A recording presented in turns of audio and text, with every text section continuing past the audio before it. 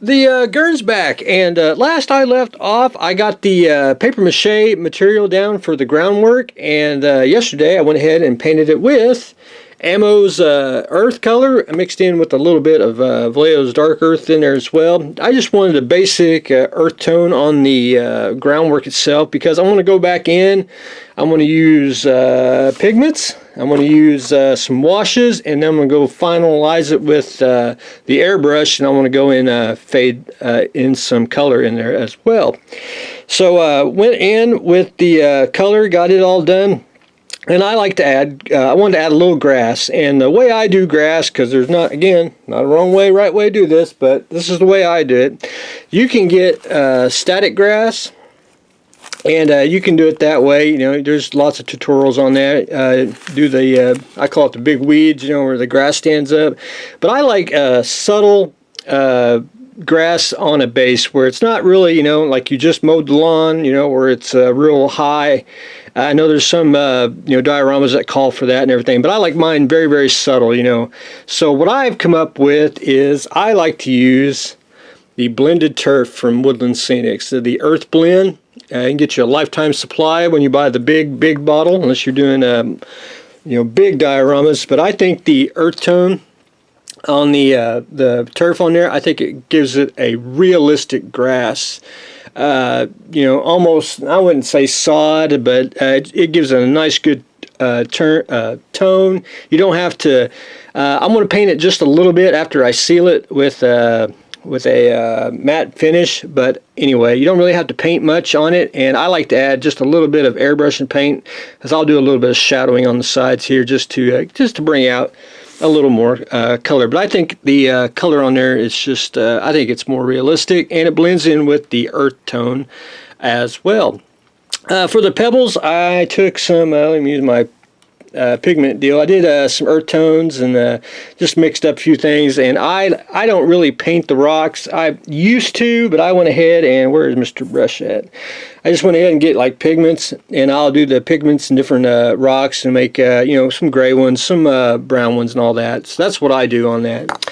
And then I wanted to make some spent shells from his gun. So I went to the craft store, and I was trying to buy the littlest package I could possibly find, but that's all I could find, that shells, because I could do this in a styrene tube and painted it, but it's just easier to get the beads that are, you know, really shiny like brass shells. So I went ahead, and they actually, where is one? I don't want to dig one out. It's actually it's the same size as the clip, and it's actually the same size as that clip there too. But anyway, I can't decide if I want this gun. I really don't care for it. I kind of like the big gun on the back. I think it looks pretty darn slick. I don't have to think of something how to either strap or something. I just haven't decided yet. But anyway, the Gernsback itself, one of the expense shells. Now I like a lot of. I don't like a whole lot of stuff on a diorama, because it takes away from the figure. You know, I don't want you to, you know, be able to look at the figure and then all of a sudden you're just down at the base going, hey, look, you know, that's an awesome looking base, you know, and it's like, man, I worked so hard on the figure. But anyway, I like a simple base, you know, it just makes it, I think, makes the figure pop and stand out. So I'm still working on the base, going to add some stuff. I'm adding some, and I don't know if you can actually see it. It's more of those, you'll have to get up right up on it. Like right through here is actually some crushed grass, and I'm just slowly picking away. But I wanted to show everyone, this is how I do it.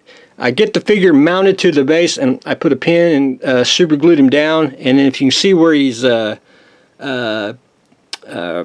started with the pigments and doing some you know, dust on him, you know, I can see where the you know, there's grass here, so it'd be a little greenish brown right through here, you know, some dirt, you know, just the little touches that makes him more realistic. But anyway, that is where I am on Mr. Gernsback. So we're gonna continue on with him this week.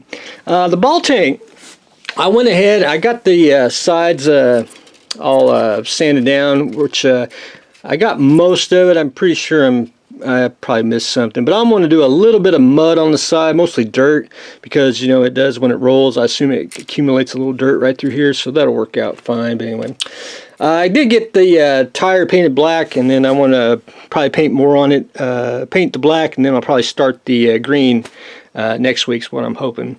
But on the base, I went ahead and decided to work on the base as well. And I don't know if you can actually see the two different tones of there's the earth gray, which I painted this earth gray. The earth brown, as I did the Gernsback. It's the same one on the ball tank base, but I used European mud and I thinned it out. I'm not a real big fan of clump mud, especially like on vehicles or anything. I like a little bit of mud, but not, just like it went into a mud pile, like Vietnam era tanks and all that. So I thinned that down and I just painted it all the way through here, because this is where it's going to basically sit like that, roughly. And I wanted a little bit of mud, not wet mud or totally totally saturated mud, just enough to where it's movement and where the ball tank is. So anyway, added some more my little grass method here on either side, and then I got to continue on, and we're gonna do some washes, some airbrushing, and everything, and we'll just build up the base as needed. And I won't have to call her Helga, I think. Got her all assembled. Metal figure. I got to clean the seam on the arm there, which I haven't built a metal figure in so long, so it's been a while. You have to bear with me.